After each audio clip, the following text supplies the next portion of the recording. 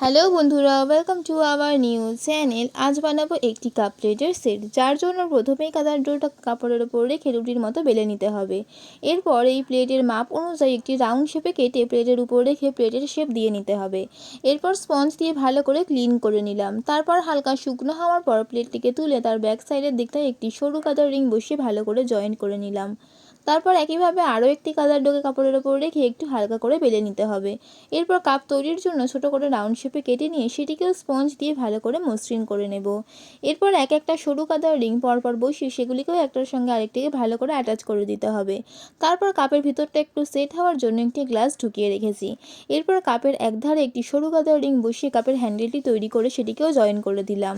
আমার মাটির কাপ প্লেটটি তো একদম তৈরি হয়ে গেল। তোমাদের এই মাটির কাপ প্লেটটি কেমন লাগলো অবশ্যই কমেন্ট করে জানিও। ভালো লেগে থাকলে একটি লাইক করে দিও। আর যারা চ্যানেলটি এখনো পর্যন্ত সাবস্ক্রাইব করেনি ঝটপট সাবস্ক্রাইব করে দিও। আজকের মতো এই পর্যন্ত, দেখা হচ্ছে পরবর্তী ভিডিওয়ে। বাই।